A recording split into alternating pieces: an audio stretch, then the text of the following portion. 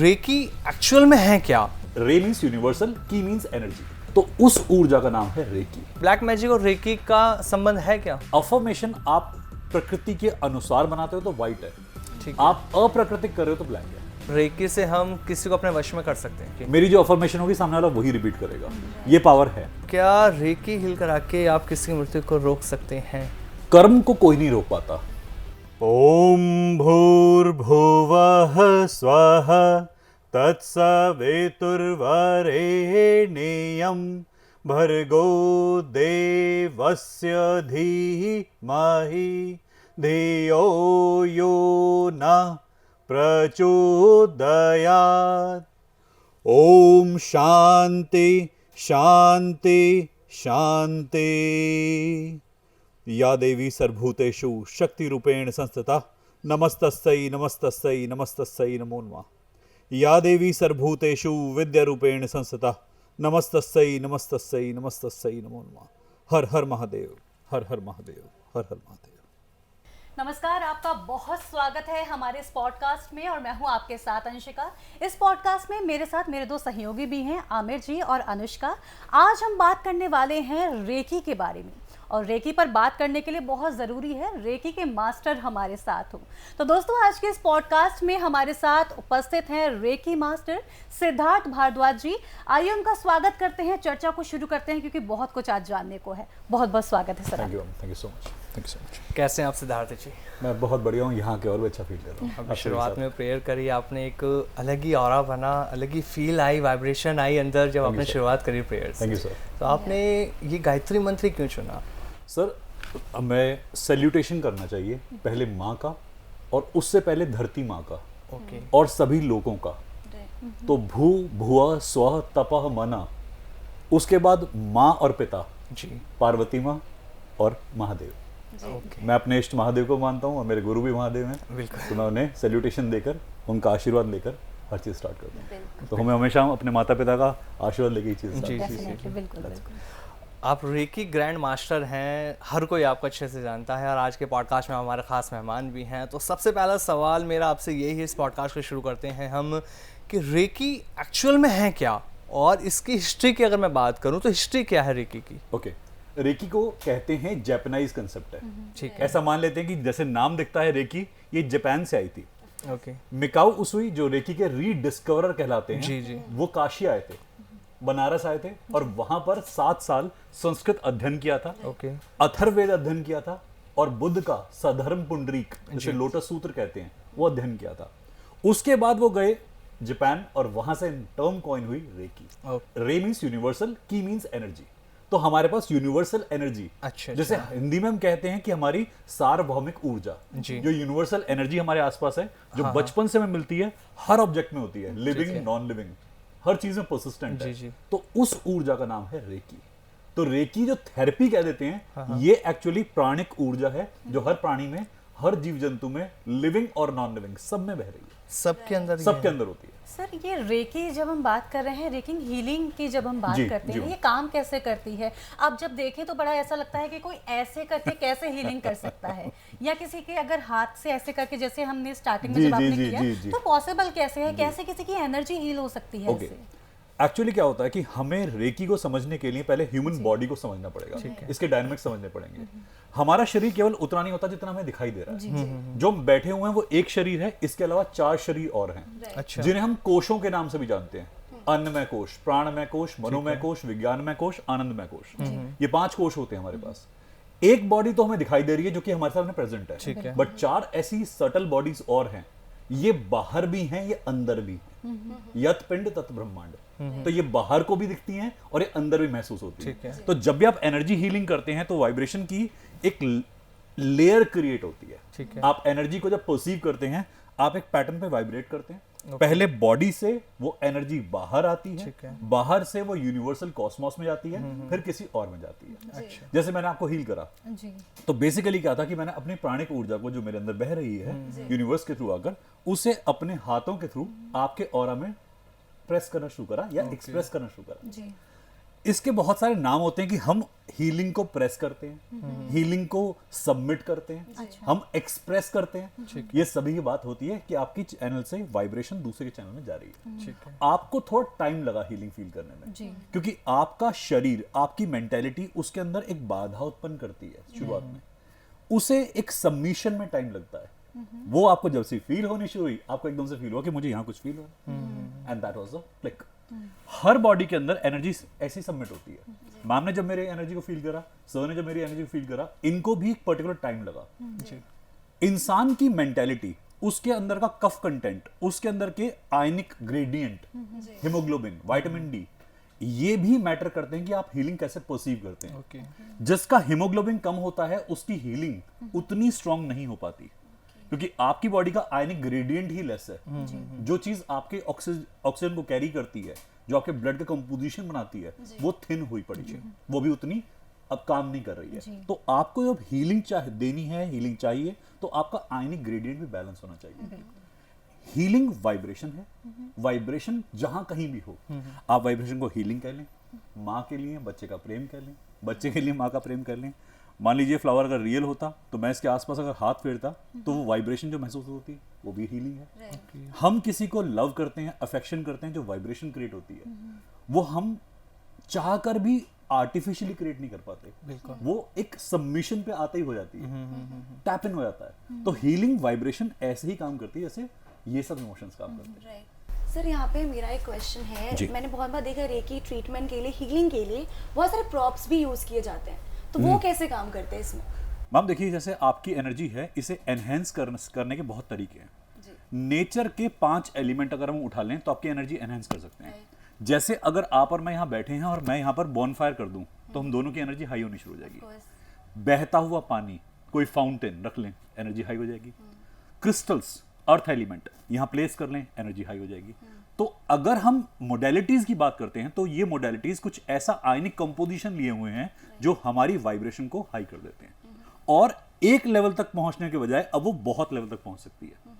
आप ट्रांसमीटर बन गए, पहले भी थे, थोड़े वीक थे, अब और स्ट्रांग हो गए। बट अगर आप मेडिटेशन करते हैं तो आपको कभी भी किसी मोडेलिटी की जरूरत नहीं पड़ती। You yourself are modality. लोग कहते हैं क्रिस्टल पहनने से हमारे ऑरा एनहेंस होता है, हमारी वाइब्रेशन बढ़ती है। हमसे बड़ा क्रिस्टल कौन है? हमारा सबसे बड़ा क्रिस्टल हमारे अंदर है। यदि हम करेक्ट फॉर्म में डेली रेगुलर टाइम पे मेडिटेशन करते रहें तो हमें किसी भी मोडेलिटी की जरूरत नहीं पड़ती। सर इसमें ना मैंने एक और चीज देखी है, प्रिज्म। बहुत बार प्रिज्म को यूज किया जाता है हीलिंग के लिए, रेकी के लिए, तो उसका क्या यूज है इसमें? मैम प्रिज्म जो है, जो पिरामिड आप कंसेप्ट कह रहे हैं, प्रिज्म कंसेप्ट कह रहे हैं, वो आया है कैलाश से, मेरा ऐसा मानना है। हमारे ऋषि मुनि पहाड़ों में जाके प्रैक्टिस करते थे। महादेव के लिए हमने कैलाश कहा है कि उनका एक स्थान है, उनका स्थली है उनकी। तो ऐसा नहीं है कि प्रिज्म कोई कंसेप्ट आई है। जब आप किसी ऐसे कोनिकल स्ट्रक्चर के अंदर होते हैं जहां पे एक एनर्जी डेंसिटी प्रोपोर्शनेट होती है और प्रेजेंट होती है, तो वहां आपका ऑरा एनहेंस होता है। डिस्टर्बेंस है नहीं, वहां तक पहुंचना मुश्किल है। आप इस प्रिज्म को अब शहरों तक ले आए हैं, पर एक्चुअली में ये ज्यादा काम करते हैं जब आप किसी आइसोलेट एरिया पे जाते हैं। प्रिज्म जो अब बनाया गया है वो तो बहुत ही एक कस्टमाइज टेक्निक है, बट एक्चुअली में अगर आप माउंटेन की बात करें तो ज्यादा बढ़िया प्रिज्मेटिक इफेक्ट देगा। प्रिज्म में लाइट का डिफ्रेक्शन है, माउंटेन के अंदर एनर्जी का डिफ्रेक्शन है। माउंटेन यूनिवर्स से एनर्जी लेता है, अपने अंदर सुख लेता है, और उसने हजारों लाखों सालों से काम किया है। तो कोई जब सिद्ध पुरुष उस माउंटेन की एनर्जी के अंदर एंटर करेगा, ध्यान करेगा, तो उस एनर्जी के साथ वो भर जाएगा। आपने बात करी थी जैसे कि एनर्जी की शुरुआत में आपने कहा कि पुश करना। जी। अगर किसी भी व्यक्ति के आप जैसे करते हैं, ठीक है, हीलिंग करते हैं और उसकी एनर्जी बिल्कुल लो है, हम शून्य से शुरू करते हैं, जीरो हीलिंग पर है उसकी, तो आप उसको कैसे अप करेंगे, कैसे बढ़ाएंगे उसकी हीलिंग को? ओके, देखिए पहली बात तो ये है कि मेरी एनर्जी नहीं है, मैं यूनिवर्स से कॉल करता हूँ, मैं ओपन चैनल बन जाता हूँ। हीलिंग हम करते नहीं है, हीलिंग हमारे द्वारा हो रही होती है। अच्छा। We are not healers, healing is happening through us. Okay, that's a concept. तो when we pray to healing, कि अपने पाम चक्र से ओपन करते हैं अपने आप को, सहस्त्रार चक्र ओपन करते हैं, तो यहां से रिसीव होनी शुरू होती है और यहां से सिक्रीट होनी शुरू होती है, विदाउट टचिंग और touching, whatever way you prefer. Okay okay. हाथ नहीं भी हो किसी के, एम्पुटेड इंसान हो, तो भी हीलिंग होती है। हम हाथ कर रहे हैं क्योंकि हमें एक एक्सप्रेशन की हैबिट होती है, बट हीलिंग कभी हाथों की डिपेंडेंसी पे आधारित नहीं होती है। आपका पूरी बॉडी और ऐसे हीलिंग होती है। हमारे बॉडी में बहुत सारे चक्र होते हैं जिनसे हीलिंग होती है। अब जैसे ही हमने यूनिवर्स से कॉल करा, हमारी बॉडी में एनर्जी फ्लो मेंटेन होना शुरू हुआ। हीलिंग की अपनी कॉन्शियसनेस है, उसे पता है कितना जाना है और कहां जाना है। ठीक है। जैसे मान लीजिए, मैंने एक एग्जांपल पहले भी कभी शायद शेयर किया था किसी चैनल पे, कि अगर हमारे पास दो व्यक्ति थे कोरोना के अंदर, ठीक है, दोनों कोरोना से एक्सपोज हुए। एक है सब्जी वाला जो बाहर सब्जी बेच रहा है, और एक मैडम है जिन्हें बोरियत हो रही थी, उन्होंने किसी कंपनी से कोई प्रोडक्ट मंगा लिया। अब जो प्रोडक्ट डिलीवर करने आया उसे कोरोना था जी, मैम को एक्सपोज हो गया, मैम को कोरोना हो गया। अब दोनों को इम्पैक्ट हुआ है। जब मैं इनकी हीलिंग करूंगा तो क्या हीलिंग इनकी एक सी होगी? अलग अलग होगी। एग्जैक्टली, बट मैं तो हीलिंग कर रहा हूँ, मुझे कैसे पता इनको कोरोना किस कारण से हुआ है? हीलिंग को पता है रीजन कहाँ है। एक का मजबूरी है पैसे कमाने तो का, वो मैसेज आपको आता है? बिल्कुल आता है, पर हीलिंग अपने आप जानती है। एक की मजबूरी है पैसे कमाना, और एक की मजबूरी है अपनी बोरियत को दूर करना। बिल्कुल। दोनों का, एक का हार्ट चक्र इंपैक्ट में है, एक का मणिपुर चक्र इंपैक्ट में है। हीलिंग को पता है उसे कहां जाना है। तो जब भी हम हीलिंग को कॉल करते हैं और कहते हैं कि इस तक जाइए, इंटेंशन देते हैं, तो हीलिंग अपने आप अपनी कॉन्शियसनेस से बॉडी में एंटर करती है। रीजन कोई भी हो, हीलिंग प्रॉपर होती है। सर, जैसे कि अगर मैं बात करूं कि बहुत से लोगों को अभी देखा जाए थायराइड की प्रॉब्लम महिलाओं में ज़्यादा होती है, और कहा जाता है कि विशुद्धि चक्र उनका बैलेंस नहीं होता, उसकी वजह से अपने इम्प्रेशंस को और जो फीलिंग्स होती हैं उनको सप्रेस जब हम करते हैं तो उसकी वजह से विशुद्धि चक्र डिस्टर्ब होता है और थायराइड बन जाती है। क्या वहां पर भी हीलिंग काम करेगी, रेकी हीलिंग? ओके, मैं इसमें एक और एग्जांपल ऐड कर दूंगा कि आपने कहा थायराइड, मैं इसमें एक कंडीशन और ऐड करता हूँ, पीसीओडी, फाइब्रॉइड्स। जब कोई इंसान अपने एक्सप्रेशन को टेम्परेरी होल्ड करता है तो थायराइड फॉर्मेशन होता है। जब वो बहुत टाइम तक कोई सप्रेस कर रहा है एक्सप्रेशन को तो पीसीओडी भी होता है। जब एक लेडी अपने लाइफ टाइम में अपने एक्सप्रेशन को होल्ड कर रही है तो उसकी बॉडी में थायराइड अपीयर करेगा, पीसीओडी हो सकता है, बट उसकी बेटी में ज्यादा चांसेस है पीसीओडी पैदाइश अपीयर होने, क्योंकि अगर माँ ने सप्रेशन करा हुआ है तो ऐसा हो ही नहीं सकता बच्ची में सप्रेशन ना हो, बेटे में सप्रेशन ना हो। सप्रेशन के जो रिजल्ट्स होते हैं वो पीसीओडी या फिर जो स्टोन्स फॉर्मेशन होते हैं। बॉडी जब सप्रेस करेगी स्टोन बना देगी, बॉडी जब सप्रेस करेगी कहीं ना कहीं कुछ सुझा देगी, फुला देगी। हमारे पास थायराइड का भी रीजन यही आता है कि आपने सप्रेशन कर लिया। विशुद्ध की जब हम हीलिंग करते हैं हमारे को पहले आंसू निकलते हैं, बहुत कैथारसिस होता है, रेचन होता है, रोना निकलता है, पहले मन में से कुछ ऐसी बातें निकलती हैं जो कि शायद हम पब्लिक के सामने नहीं बोल पाते, क्योंकि हमारे 3 स्तर पे लाइफ चल रही होती है। एक तो मनसा, एक वाचा, एक कर्मणा। कर्मणा और वाचा पे तो हम परफेक्ट होते हैं, बट मनसा पे ना हम सब टूटे होते हैं। बिल्कुल। और हम सभी एक फेक लाइफस्टाइल जी रहे होते हैं, हम डुअलिटी में जी रहे होते हैं। अब क्या होता है, सप्रेशन जो होता है मनसा के लेवल पे जब बहुत बढ़ जाता है तो बॉडी कहती है कि इससे ज्यादा बर्दाश्त नहीं कर पाऊंगी, अब बीमार कर दूंगी। हम बीमार होना नहीं चाहते, हम बीमार होते नहीं है, हम बीमार करते हैं अपने आप को, क्योंकि हम एक लिमिट एक्सीड कर रहे हैं। आपकी कार के ब्रेक अगर फेल हो रहे हो, आप बार बार उन्हें प्रेस करते रहे, वो एक लेवल पे आके काम नहीं करेंगे। आपकी बॉडी भी ऐसी डायनामिक है कि वो कहती है आपसे कि मैं बीमार हो रही हूं, ध्यान दो, मुझे ठीक करो, मुझे इमोशन से बाहर निकालो, मुझे एक्सप्रेशन दो। हम नहीं करते क्योंकि हम इंटेलिजेंट बहुत होते हैं। We use our intelligent on the daily basis like that कि we suppress every other faculty of our body. और हमें ना एक नशे में जीने की हैबिट है, लत में जीने की हैबिट है कि यही रूटीन होना चाहिए, कॉपी बुक स्टाइल है, डेली का फिक्स रूटीन है, ऐसे ही करना है। अब आप बताइए, आप आपके फिक्स रूटीन जी रही हैं, क्या आप इंजूरियस नहीं है अपने लिए भी और दूसरों के लिए भी? बिल्कुल, क्योंकि exactly we need a change. Dynamic होना जरूरी है, नेचर में डायनामिज्म बहुत जरूरी है। सो दैट्स व्हाई द विशुद्ध चक्र गेट्स हैम्पर्ड। जब कोई इंसान झूठ बोलेगा तो भी विशुद्ध चक्र हैम्पर होता है। अच्छा, जब कोई इंसान मैनिपुलेशन करता है तो भी विशुद्ध चक्र हैम्पर होता है। तो उनकी लेवल बॉडी के अंदर भी जो T4 लेवल कहते हैं, थायराइड का लेवल कहते हैं, वो कई बार हमने देखते हैं रिपोर्ट्स में ऊपर नीचे होता है, ज्यादातर सप्रेशन में, जैसे आपने जिक्र करा। बिल्कुल। अभी हम थोड़ी देर पहले जब बात कर रहे थे, जब आपने ऑफ कैमरा 1-2 चीज़ें हमें बताई थी, जब रेकी हीलिंग की हम बात कर रहे थे, ऑरा हीलिंग आपने जो शुरुआत करी थी, तो जब आप अंशिका का ऑरा हील कर रहे थे, आप एक चीज़ नोटिस की मैंने, आपने कहा मदर से रिलेटेड। तो आप किसी पर्सन का ऑरा हील कर रहे हैं तो उनकी फैमिली का भी पता लग जाता है, ये कैसे पॉसिबल है? देखिए क्या है कि ये एक धारा है, आपके ब्लड स्ट्रीम से मिलेगी। जैसे मैंने एनर्जी डाली वो आपके ब्लड स्ट्रीम से मिली। ठीक है। अब मेरे पास आपके बारे में सारी इंफॉर्मेशन आनी शुरू हो जाएंगी। अच्छा। आप सोच क्या रहे हैं, आप क्या खा के आए थे, आप कैसे कर रहे थे, मैं जितना आपके साथ कनेक्ट होता जाऊंगा, मुझे कुछ नहीं जानने की जरूरत, आपकी सारी इंफॉर्मेशन मुझ तक पहुंच जाएगी यूनिवर्स के थ्रू। क्योंकि हीलर्स के पास में सारी इंफॉर्मेशन जरूरी होती है पहुंचनी, नहीं तो कैसे फिर समझ पाएंगे। यूनिवर्स उन्हें ज्ञान देता है। अब ये हीलर की अपनी फितरत है, वो ज्ञान ले या ना ले। ठीक है। आप अगर हीलर से मेरे अलावा भी मिलेंगे तो उन्हें बिना पूछे बहुत बातें पता होती हैं। ठीक है। हमें कई बार लोगों के अकाउंट नंबर तक पता होते हैं, लोग मजे लेते हैं हमसे कि हमारा अकाउंट नंबर बता दीजिए, हम छेड़ते हैं, डेंजरस है, एथिकल लाइन क्रॉस नहीं करते। बट एक्चुअली अगर हम मेंटलिज्म का आर्ट में भी आप पता कर सकते हैं किसी का अकाउंट नंबर, क्योंकि आपके माइक्रो एक्सप्रेशंस बता देते हैं। अगर मैं आपके सामने नंबर बोलता जाऊंगा, आपके अकाउंट नंबर में जो भी नंबर क्लिक होगा, आपके माइक्रो एक्सप्रेशन मुझे बता देंगे। ये भी तरीका है। प्लस हमें बिना जाने आप मुझे ब्लाइंड फोल्ड कर दें, आप मेरी आंखों पर पट्टी बांध दें, आप मुझे कमरे में बिठा दें, आसपास जो भी इंसान आ रहा है उसके अंदर जो भी बीमारी है वो मेरे चक्र मुझे बताना शुरू कर देंगे। अच्छा। हमें इस टेक्निक को हम कहते हैं मिड ब्रेन एक्टिवेशन। ओके। हमें जब ट्रेन करा जा रहा था, जब मैं खुद ट्रेनिंग ले रहा था मिड ब्रेन की, तो कलर थेरेपी पता कराते हैं। जी जी। डिफरेंट कलर की बॉल मेरे पास लाई गई, मैंने बिना उनको देखे कभी स्मेल से कभी चक्र पे लगा के बता दिया किस कलर की बॉल है। अच्छा। तो ये टेक्निक हम सभी के अंदर होती है। आंखें ये भी होती हैं, यहाँ भी इसे आंखें खाली ये नहीं होती, ये ह्यूमन देखती हैं, इंसान शरीर दुनिया देखती हैं, ये सब कुछ देख लेती है, ये सब कुछ देखती है। और हमारे चक्रों में भी ऐसी आंखें होती हैं। हमारी बॉडी के अंदर लाखों आंखें ऐसी हैं, हर सेल की अपनी आंखें हैं। वो आपको ऑब्जर्व कर रहा है, वो दूसरों को ऑब्जर्व कर रहा है। मैं एग्जांपल लेता हूं कि मान लीजिए मेरे पास में मैम बैठी हैं, ठीक है। अगर इनका ऑरा मेरे लिए कंफर्टेबल है, मेरा ऑरा इनके लिए कंफर्टेबल है, बैठते ही एक मैग्नेटिक करिश्मा होना शुरू होगा, we will feel comfortable with each other, और डिस्कशन जो होगा ना बहुत ही हैपनिंग होगा, इन्हें भी मजा आएगा, मुझे भी मजा आएगा। ये किसने फील करा, जबकि मैंने तो इस तरफ देखा भी नहीं अभी तक। ये मुझे कैसे बैठते पता लगा, वाइब्स, हम इन्हें वाइब कहते हैं। बट वाइब आती कहां से है? वाइब आती है हमारे सेल के अंदर के इंफॉर्मेशन सेंटर से। ठीक है। जब आप किसी के पास बैठते हैं, मैं इनके पास में अपना हाथ लाऊंगा, अगर मेरी वाइब गुड है, इनको ऑटोमेटिकली एक अफेक्शन फील होगा। अगर मेरी वाइब बैड है, एक पीछे विड्रॉ कर लेंगे। आप किसी के साथ बैठे हैं, आप ट्यूब में, मेट्रो में कम्युनिकेट कर रहे हैं, ट्रेवल कर रहे हैं, आपको साथ वाले इंसान की वाइब पता लग जाती है। कैसे? इंस्टिंक्ट कह देते हैं उसे, लॉजिक कह देते हैं, कई लोग कह देते हैं हमारी एक इंट्यूशन पावर कह देते हैं। जी एग्जैक्टली। पर वो होता सेल का इंफॉर्मेशन है ना। आपने तो इसको देखा नहीं ना अब तक, ठीक है। पर आपको कैसे महसूस हो रहा है? बिल्कुल। गट फीलिंग कह देते हैं लोग कि गट फीलिंग आ रही है।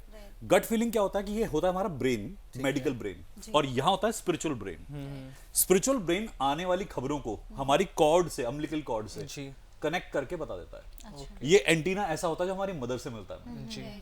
तो ये मदर के टाइम से एक्टिवेटेड था, जब हमारा सोचना भी शुरू नहीं हुआ था। बिल्कुल। तो यूनिवर्स ने हमारे अंदर इंट्यूशन पहले डाल दी कि आपके इंट्यूशन और इंस्टिंक्ट्स पहले आ जाती हैं आपकी, you can sense and perceive.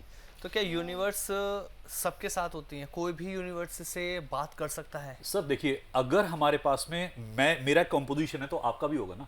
बिल्कुल। हो सकता है हमारा नाम भिन्न हो, धर्म भिन्न हो, विचारधारा भिन्न हो, बट हम इंसान के तौर पे तो एक से ही पैदा हुए हैं ना। बिल्कुल। अगर हमारा कॉम्पोजिशन एक जैसा है तो हमारी एबिलिटीज डिफरेंट कैसे हो सकती है? ये हो सकता है कि मैंने अपने पास्ट लाइफ में कार में क्लियरेंसेस बहुत कर ली हो, तो वो मैंने एग्जॉस्ट कर ली हैं या यूटिलाइज कर ली हैं, बस इतना फर्क हो सकता है। अच्छा। मेरे इनहेरिटेंस में मेरे पितरों ने कितना काम करा हुआ है वो फर्क हो सकता है, बाकी तो आपस में तो एक ही है ना। बिल्कुल सर, अभी आपने बात की थी मेडिटेशन। जी मैम। तो मेडिटेशन को लेकर के सबके डिफरेंट एक्सपीरियंसेस होते हैं। जी। कुछ बात करते हैं एस्ट्रल ट्रैवल की।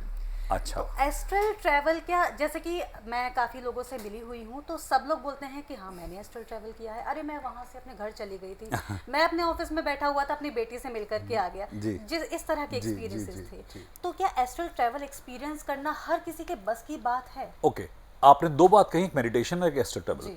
मेडिटेशन का मतलब होता है कि इस मोमेंट को पूरी तरह से जी लो, दैट्स मेडिटेशन। बिल्कुल। आप श्वास लेंगे और अपने सांस को पूरी बॉडी में मस्ती से एंजॉय करेंगे, दैट्स मेडिटेशन। अब इसके ऊपर मंत्र डालने, तंत्र डालने, यंत्र डालने, वो आपकी कहानी।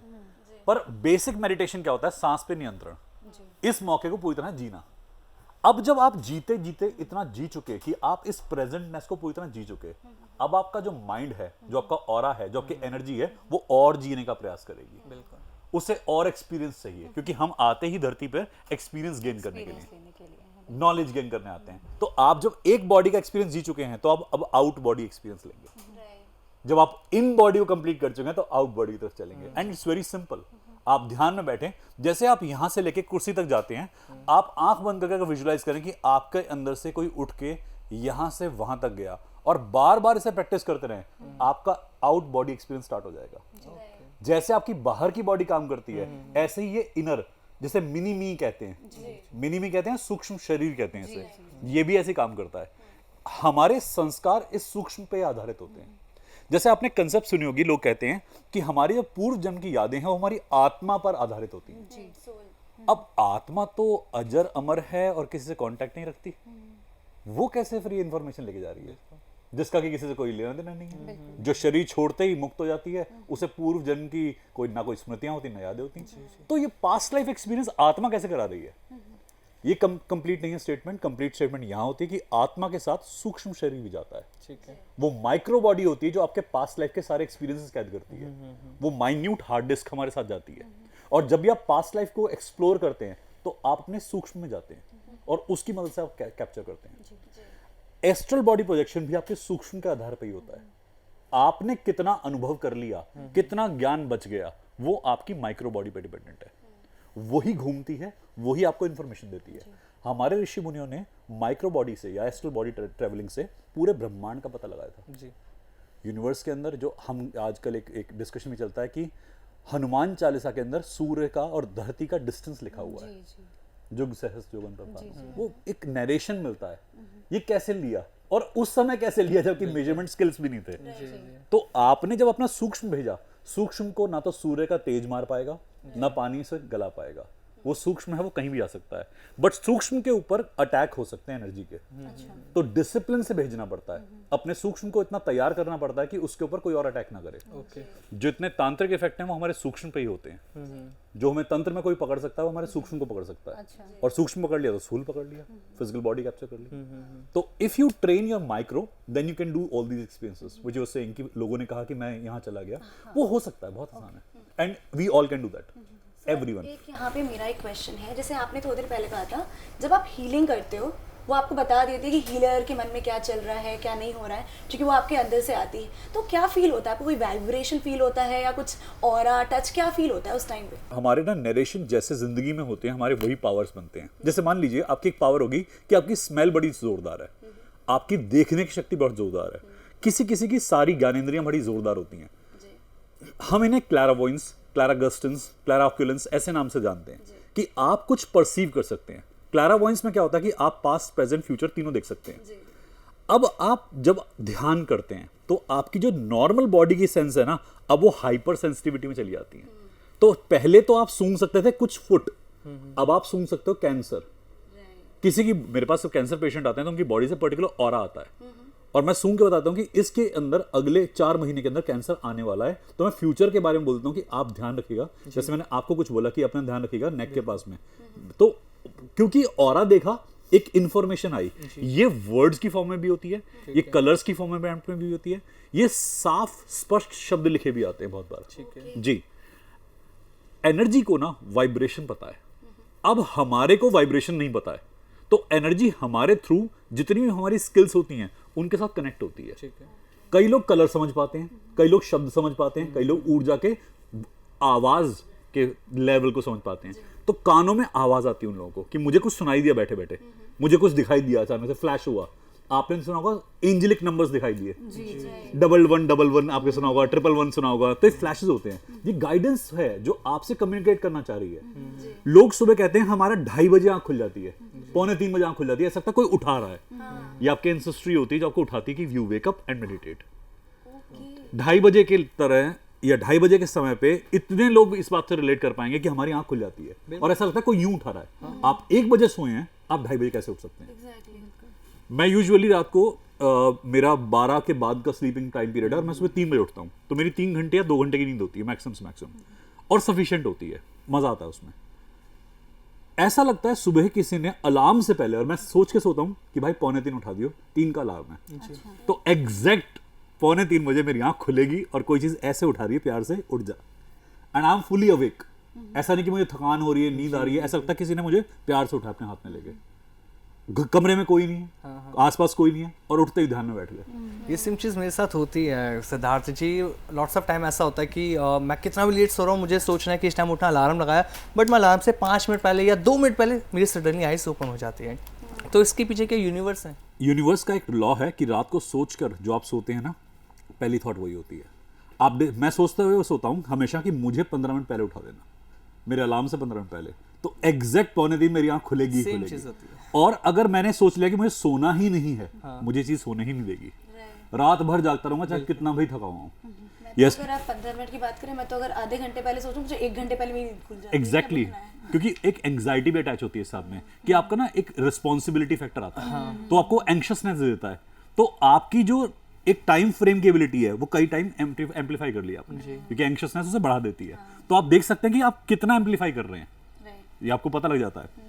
इवन अगर आप रात को सोच के सोएं कि सुबह उठ के मैंने काम करना है किसी चीज के बारे में, आपका पहला थॉट वही रहेगा, और उठते ही सॉल्यूशन मिलते हैं बहुत बार। रात को प्रॉब्लम थी, सुबह सॉल्यूशन था, और वो कैसे आया, वो किसने दिया, आपका ही ब्रेन जो काम कर रहा है। जी बिल्कुल। लोग रात को इररिलेवेंट कंटेंट सोचते सोते हैं, जैसे अपने कोई व्हाट्सएप, इंस्टाग्राम, फेसबुक वगैरह ऑपरेट करते सोते हैं। अभी कंटेंट में क्या करना है आपने, सोने से 1 घंटा पहले यदि आप अपना मोबाइल साइड कर दें, अपने ध्यान में चले जाएं, तो you can do miracles. So this is the process. Sir मैं आपसे ये जानना चाहती हूँ कि जैसे कि आपने बताया बहुत सारी चीज़ें होती हैं, एनर्जी होती है, तो जब हम बात करते हैं अफर्मेशंस की या मैनिफेस्टेशंस की, लोग बोलते हैं कि इसमें हमें नहीं का शब्द जो है इस्तेमाल नहीं करना है, जी, जी। क्योंकि यूनिवर्स को नहीं सुनाई नहीं देता। Exactly. अगर मैं बोलूँ बार बार कि मैं ऑफिस जा रही हूँ Okay. और मैं लेट ना हो जाऊँ, लेट ना हो जाऊँ, लेट ना हो जाऊँ, तो मुझे लेट Late हो होना ही है। True. तो ये क्या थ्योरी है, इसको थोड़ा सा बताइए। यूनिवर्स ना एक्चुअली पॉजिटिविटी बेस्ड है। यूनिवर्स हाँ की कमांड सुनता है, क्योंकि यूनिवर्स पॉसिबिलिटी से भरा हुआ है।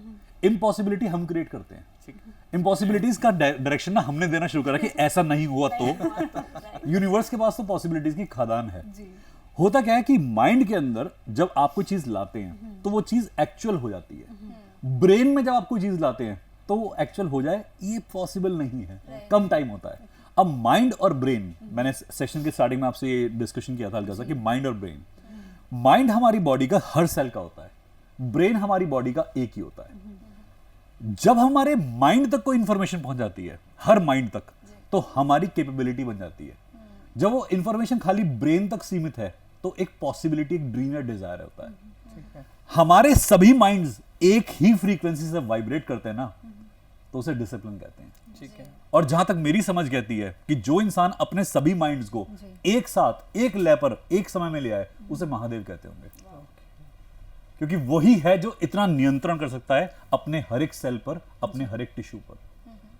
नॉर्मल पीपल तो पॉसिबल ही नहीं है। नॉर्मल लोगों के लिए क्या होता है कि आपकी बॉडी का एक कंफ्यूजन पार्ट तो जरूर क्रिएटेड रहता है कि कहीं ना कहीं आपको एक डिसबिलीफ जरूर होता है। हमें एज अ हीलर आज भी डाउट होता है कि यार ये हो पाएगा, ये हीलिंग हो पाएगी, तो कहीं ना कहीं माइंड में होता है। फिर जो यूनिवर्स है वो मिरेकल करता है जी।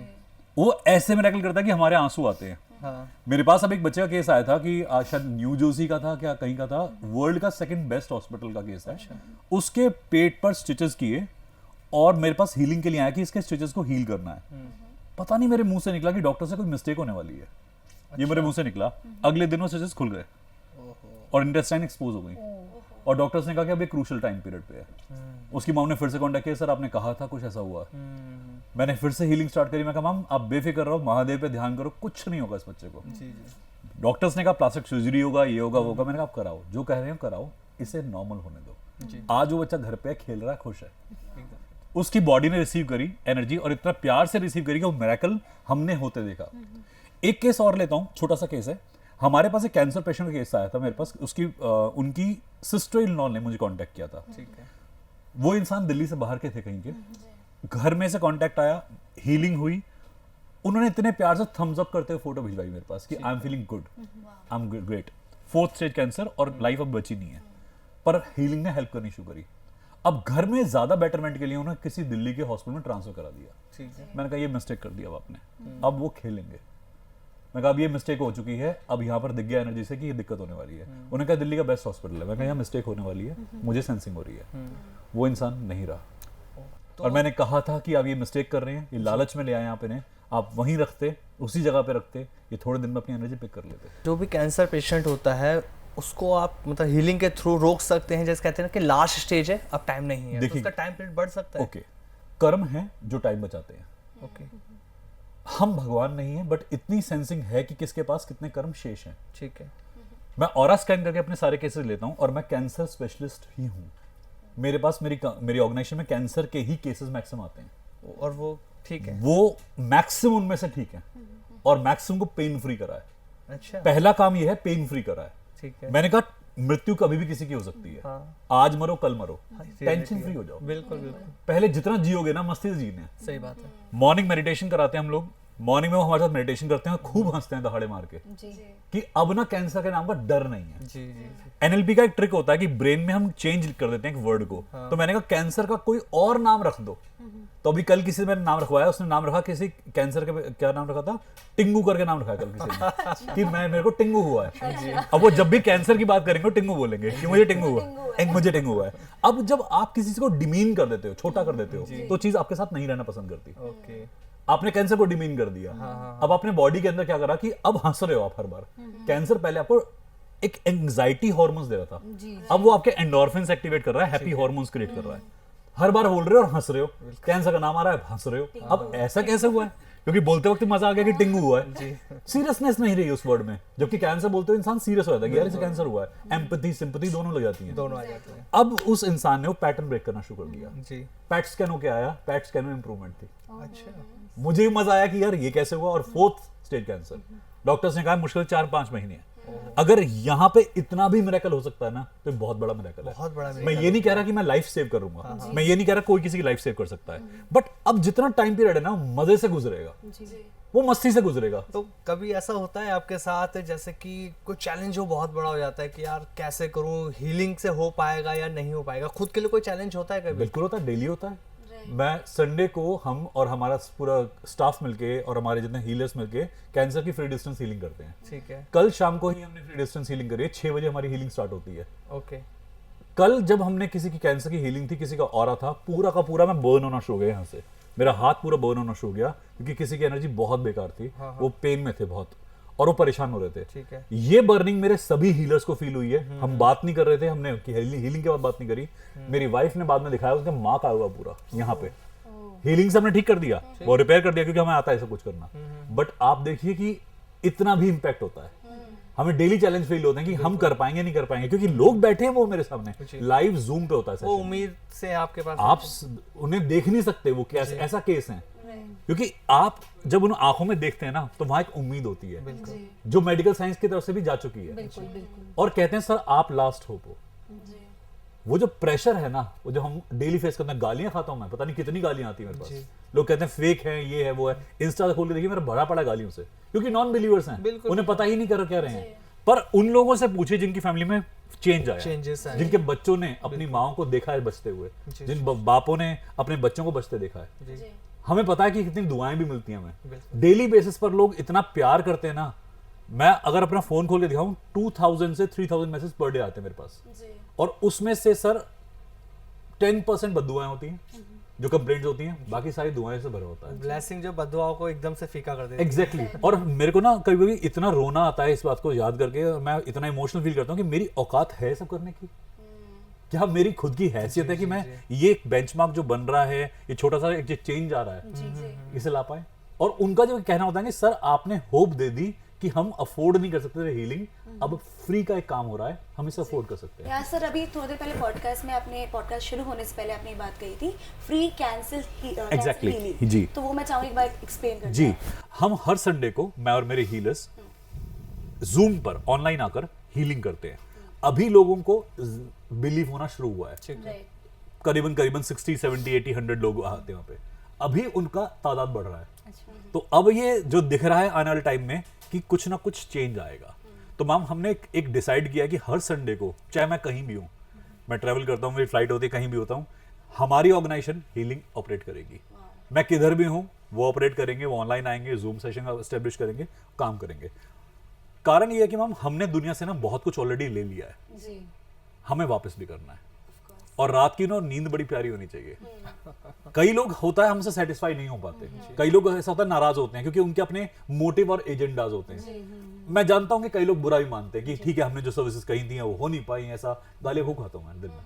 पर अब ना इतना पता है कि क्यों हुआ है, कर्म समझ में आता है। सैटरडे को भी हमारी फ्री रेजिस्टेंस हीलिंग होती है जिसमें बाकी सब लोगों की हीलिंग करते हैं।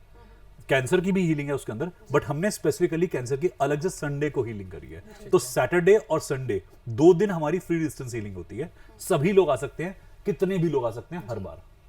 सर मैं आपसे ये जानना चाहूँगी, जैसे कि आप बात कर रहे हैं रेकी हीलिंग की, हम बात करते हैं जी और एक एस्ट्रल सर्जरी टर्म सामने आता है। ओके। तो दोनों में क्या डिफरेंस है और एस्ट्रल सर्जरी कैसे काम करता है? जिसे एस्ट्रल सर्जरी कह रहे हैं उसे हम साइकिक सर्जरी के नाम से जानते हैं कि जैसे किसी इंसान की बॉडी के अंदर हम मेडिकली कुछ ऑपरेट करते हैं, ऐसे हम ब्रेन से ऑपरेट कर सकते हैं।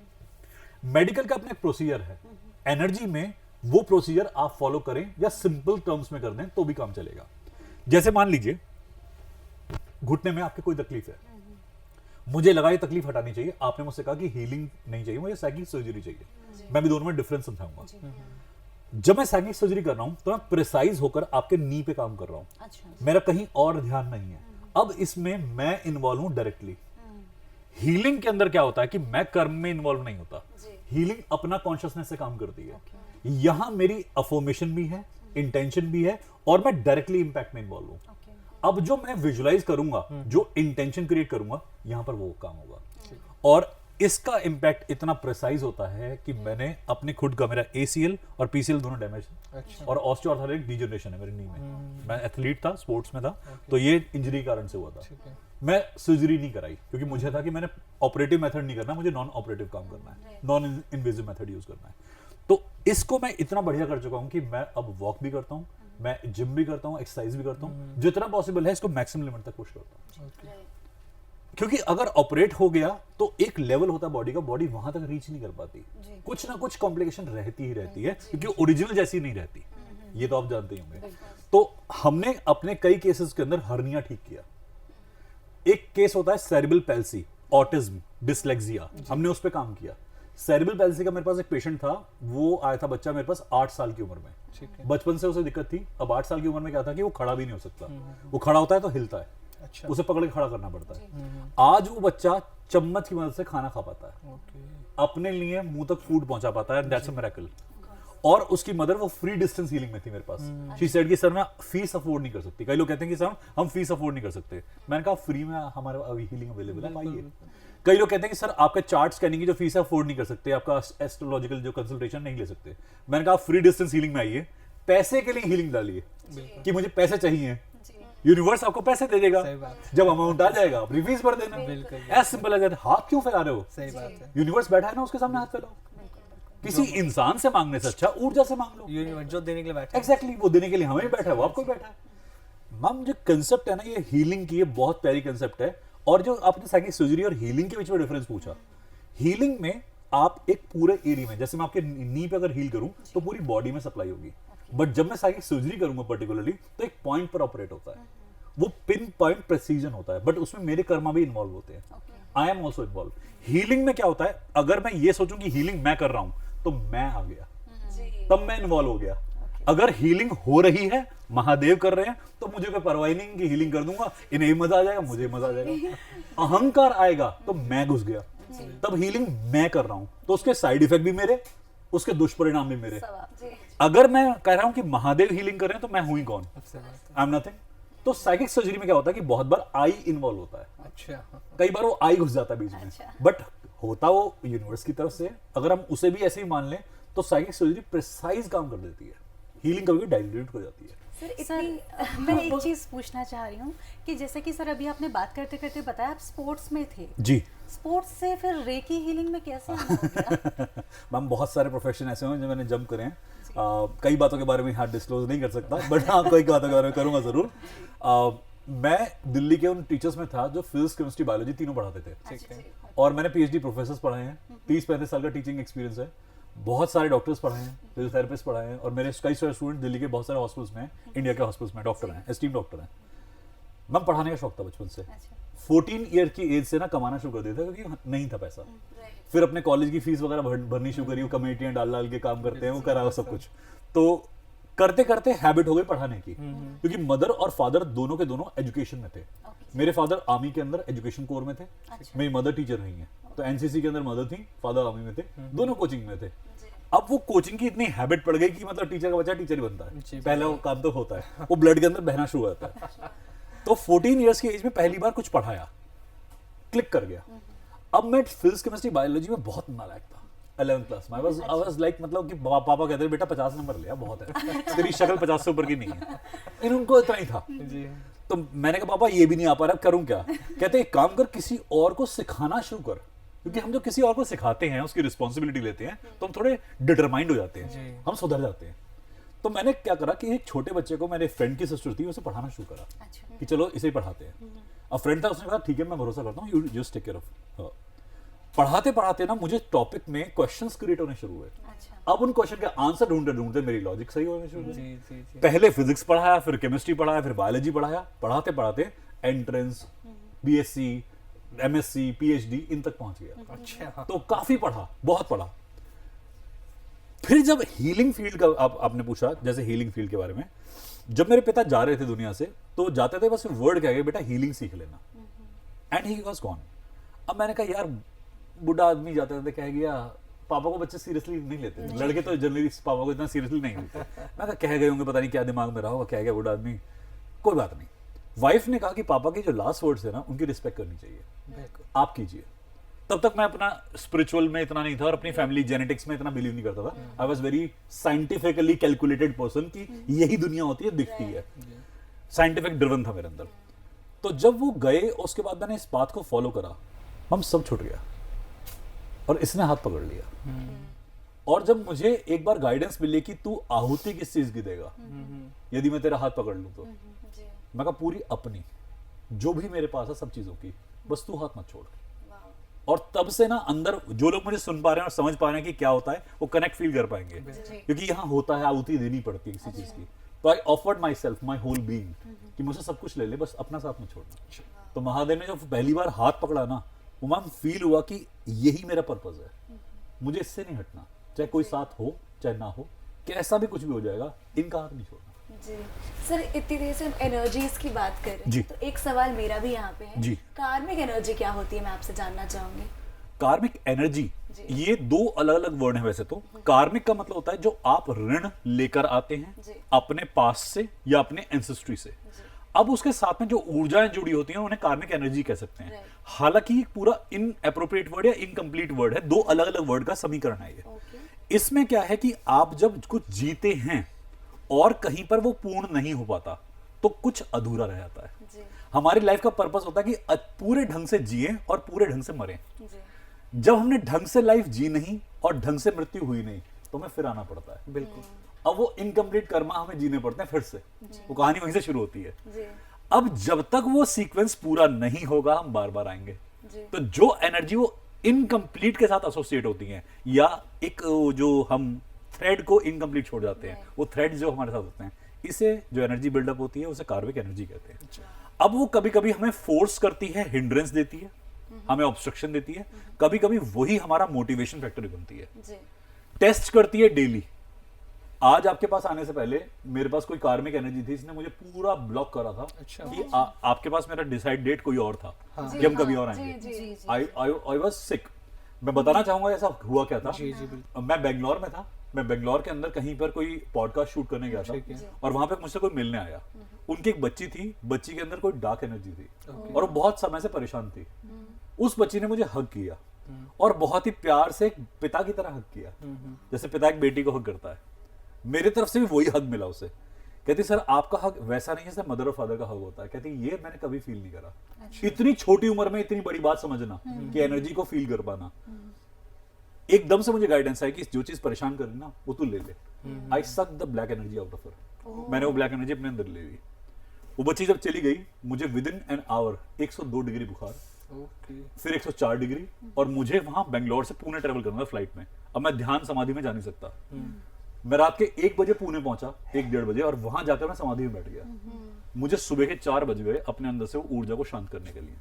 अगले 3 दिन मुझे हाई फीवर रहा, 104 से नीचे नहीं आके दिया फीवर, और बहुत मुश्किल से बाहर आया क्योंकि वो एनर्जी बहुत तेज थी। कई बार मैं ऐसा हर बार नहीं करता, और ना ऐसा हर वक्त करना चाहिए, बहुत डेंजरस काम है। जी। पर उस बच्ची के लिए गाइडेंस आई मेरे पास कि ये करना है। ओके। अब मुझे ऊर्जा ने यहां आने से रोका, पर कुछ अच्छा था, उस बच्ची का अच्छा हुआ, और आज बच्ची बहुत खुश है। शी इज वेरी हैप्पी, क्योंकि ये काम अटका रहा था उसे। आज सुबह आते हुए फिर से मुझे कार में किसी ने रोकने का प्रयास करा कि आज फिर दिक्कत थी, और केवल मुझे नहीं, मेरे सभी हीलर्स को ही। मैंने कॉल करा अपने सभी हीलर्स को, क्योंकि ऐसी दिक्कत आती है मैं सबको कॉल करता हूँ, कुछ तुम्हें फील हुआ? कहते सर लेफ्ट साइड पे कुछ हो रहा है। ओके। सभी हीलर्स ने बोला लेफ्ट साइड पे कुछ हो रहा है। मैं कहा खाली मेरे साथ नहीं है।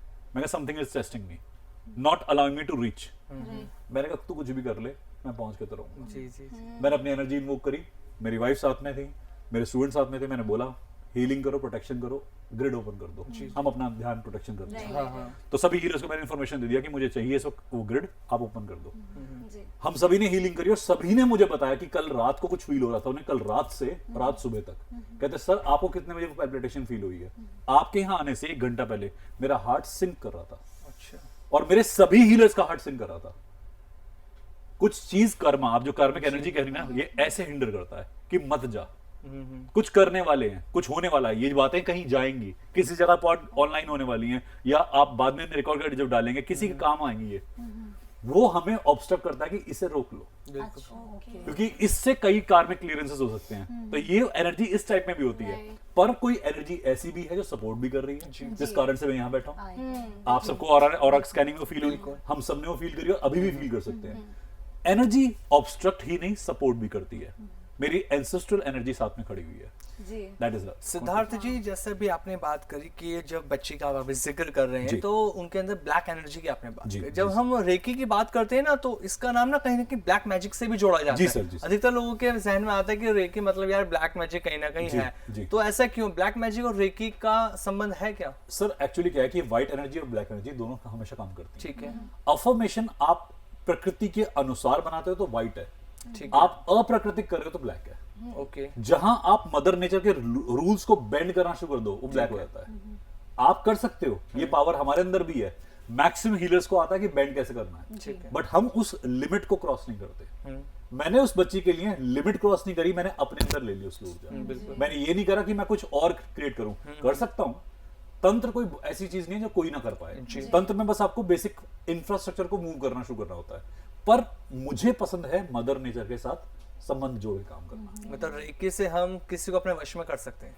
अगर आप मेंटलिज्म की बात करेंगे तो रेकी नहीं, यहाँ पर मैं हिप्नोसिस से कह सकता हूँ। ओके, मेरी जो अफर्मेशन होगी सामने वाला वही रिपीट करेगा, ये पावर है। तो हिप्नोसिस के अंदर हमने कई बार काम करा कि सामने वाला अपना ब्रेन यूज ही नहीं करता, इसे ब्रेन वॉश टेक्निक कहते हैं। तो वही करता है, ये रेकी से पॉसिबल नहीं है। रेकी में एक अलग वाइब्रेशन है। रेकी से आप किसी को प्यार दे सकते हो। ठीक है। जैसे मैं अपने दिल में पूरा एक अच्छा मातृत्व की भावना लाऊंगा ना, तो यहाँ बैठा हर एक इंसान उस इमोशनल टच को फील करेगा। राइट जब मैंने एनर्जी की बात करी तो आप सबने कोरिलेट करा मेरे साथ। बिल्कुल। वो जो मैं एक्सप्रेस कर रहा हूँ वो मैं यहाँ से नहीं बोल रहा, जी। वो मैं अपने यहाँ से 7 चक्रों से बोल रहा हूँ, तो आप फील कर पाएंगे उससे। नकली कोई बोलता है तो फील नहीं होता, वो यहाँ लगता है कि यार ये तो स्क्रिप्ट है। आप डेली लोगों से मिलते हैं, स्क्रिप्ट वालों से मिलते हैं, आपको पता है कि स्क्रिप्ट कैसे पकड़नी होती है। आप ऊर्जा को जब पकड़ेंगे ना, तो आपके इमोशन एक्टिवेट होंगे, आपके दिल पे लगेगी आवाज मेरी, हर एक नाद यहाँ लगेगा जी। कि कुछ है। ये बात तो इमोशनल फील करेंगे आप मेरे सेंटेंसेस के साथ में। कहते हैं कि जब हमें अपने सात्विक चक्राओं को सुनना होता है या समझना होता है, तो ओम की जो ध्वनि होती है ना, जी। वो हमारे अंदर से शुरू होती है और हमारे मस्तिष्क में जाके वो जी, खत्म होती है, जी, जिससे हमें एक पॉजिटिव एनर्जी जी, मिलती है। जी। क्या ये रियलिटी है? बिल्कुल, ओम हमारे रूट से शुरू होता जी। है, और बल्कि हमारे कहते धरती से मिलता है वो ओम, बिल्कुल। और आकाश तक जाता है। जी। तो जब हम ओम की प्रतिध्वनि को या हमिंग वाइब्रेशन को पूरे बॉडी में से ट्रांसफर करते हैं, ओम मैं को चाहूंगा बोलने आप के ओम की ये वाली ध्वनि करके दिखाएं इस ओके। पॉडकास्ट में। ओम को बोलने के बहुत तरीके हैं। हाँ। डीप ओम होता है जिसमें हमिंग पार्ट ज्यादा होता है। ठीक है।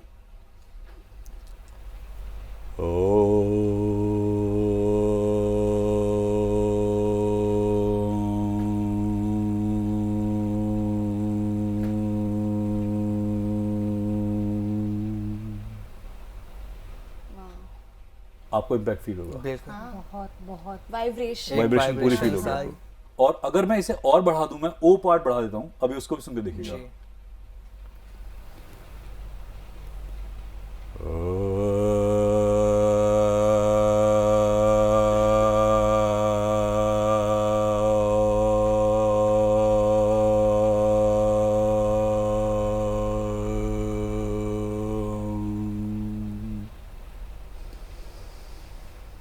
ये पहले बार से डिफरेंट है। बहुत Goosebumps शांत भी फील हो रहा है और सेम ही टाइम पर एनर्जाइज भी फील हो रहा है। आप फ्रॉम हियर टू हियर पूरे टिप टू टो आपका पूरा फील होता है। ओम का नाद ऐसा है, अगर सही ढंग से कोई इसे एक बार उच्चारित कर ले, एक बार में आपका एक्टिवेशन हो जाता है।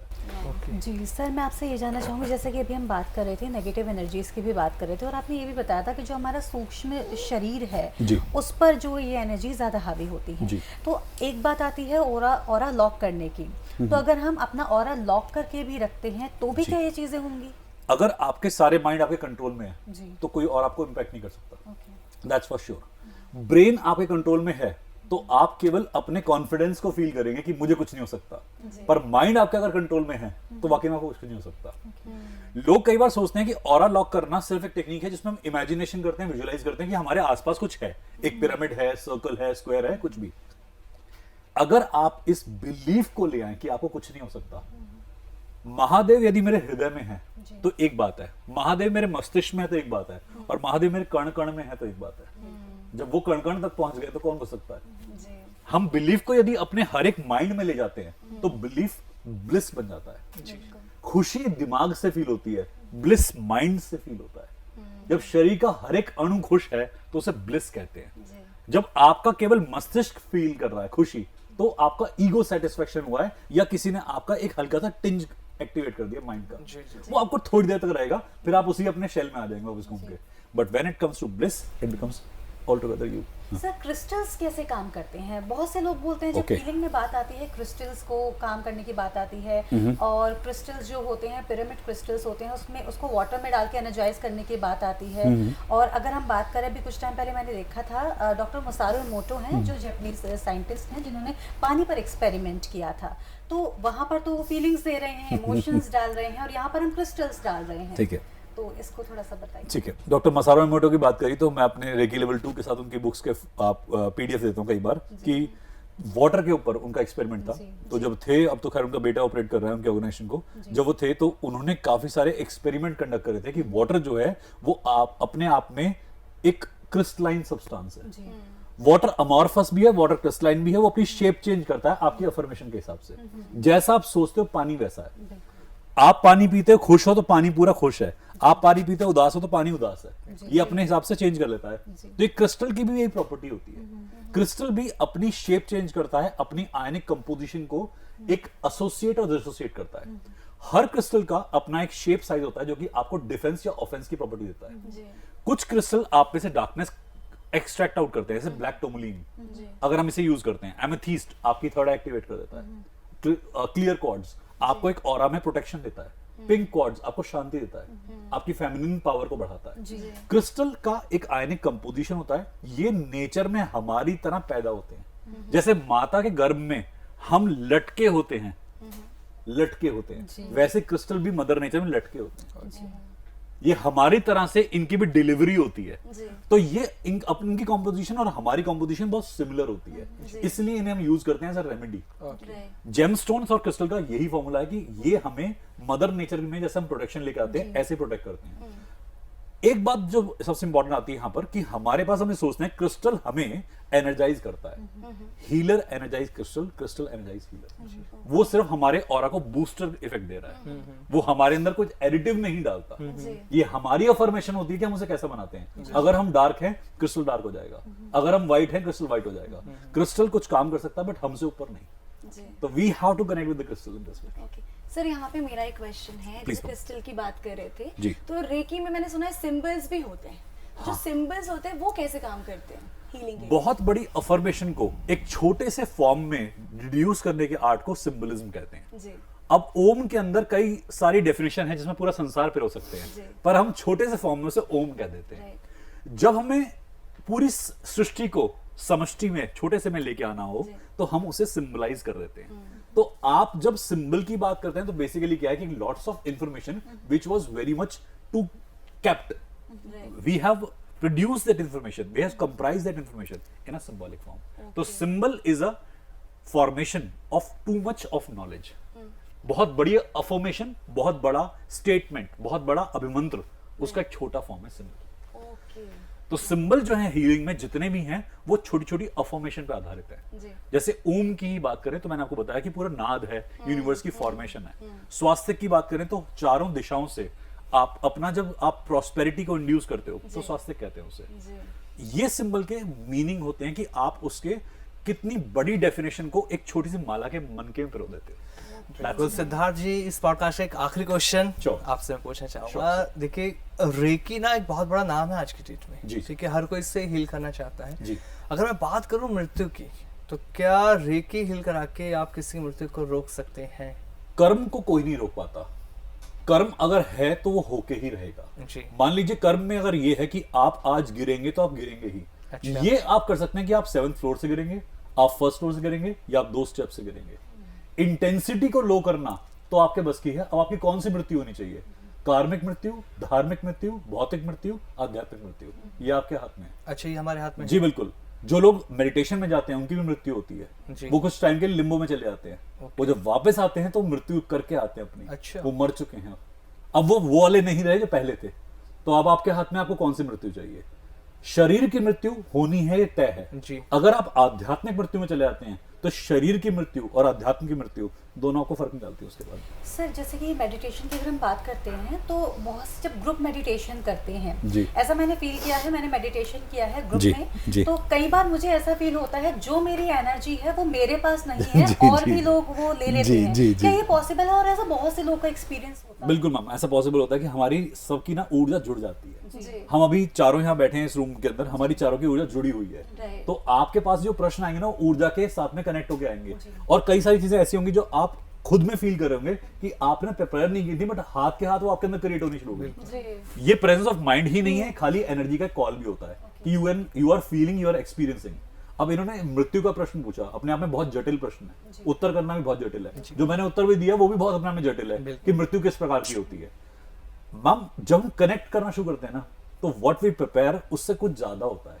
हम आई में खोए होते हैं, हम वी भूल जाते हैं। जी। आई बहुत अकेला होता है, वी बहुत पावरफुल होता है। तो मेडिटेशन में ना आपका वी एक्टिवेट हो जाता है and you connect with everything. This is something जो मुझे काफी ज्यादा अफेक्ट कर रहा है, आई एंड मी। सर एक छोटा सा क्वेश्चन मैं आपसे Sure, लेना sure. चाहूंगी। थर्ड आई को लेकर के बहुत ज्यादा लोगों में रहता है, तो क्या थर्ड आई एक्टिवेट करना सबके लिए जरूरी है? बहुत क्रिस्प मैम 7 के 7 चक्र एक्टिवेट करने जरूरी है, खाली थर्ड आई नहीं। अगर आप खाली थर्ड आई करते हैं तो आप भ्रमित हो सकते हैं, कंफ्यूज हो सकते हैं, आपको हेडेक्स हो सकते हैं। तो थर्ड आई एक्टिवेट करना कोई ऐसी प्रॉपर्टी नहीं जो मैंडेटरी हो। यूनिवर्स आपका थर्ड आई और सहस्त्र एक्टिवेट करके भेजता है। आपको रूट से लेकर थर्ड आई तक पहुंचना है, जर्नी नीचे से है। हम खाली इस पे फोकस करते हैं कि यही इंपॉर्टेंट है, इसके अलावा भी बॉडी है, वो ज्यादा इंपॉर्टेंट है। हार्ट के नीचे के 3 चक्र भौतिक होते हैं, उसके ऊपर आध्यात्मिक होते हैं। दोनों के बीच में प्लेसमेंट में हार्ट चक्र होता है। ये तो हमें दुनिया में एक्टिवेशन मिलते हैं, इनको एक्टिवेट करना बड़ा मुश्किल है। तो not even third eye but your other chakras are as well as important. Third eye के एक्टिवेशन के बाद में इंसान को क्लैरिटी ऑफ लाइफ बहुत मिलती है, माइंड क्लैरिटी बहुत मिलती है। तो इसी के साथ सर आपका बहुत धन्यवाद, आप यहाँ आए। वक्त तो चला इस एपिसोड कहीं पर खत्म करने का, लेकिन you. बहुत सारी बातें हैं, उसके लिए मैं व्यूअर्स पे छोड़ती हूँ ये चीज। अगर आप चाहते हैं हम पार्ट 2 इसका लेकर आए, कमेंट्स में जरूर बताइएगा। सर आपका बहुत बहुत धन्यवाद। Thank you so thank you much. So much Thank you Siddharth so ji, much. बताइए। Har Har Mahadev. Thank you so much. तो दर्शकों इसी के साथ आज के इस पॉडकास्ट में इतना ही। इस पॉडकास्ट में हमने बहुत कुछ जाना, रेकी के बारे में जाना, मेडिटेशन के बारे में जाना, रेकी काम कैसे करती है, ये सारी चीज हमने जानी। उम्मीद करती हूँ आपको ये पॉडकास्ट अच्छा लगा होगा, पसंद आया होगा। पसंद आया है तो कमेंट्स में जरूर बताइएगा, जितना ज्यादा हो सके अपने दोस्तों के साथ शेयर कीजिएगा और रेकी के बारे में उन तक की जानकारी जरूर पहुंचाइएगा। इसी के साथ लेती हूँ आपसे आज्ञा, फिर होगी मुलाकात, तब तक के लिए नमस्कार।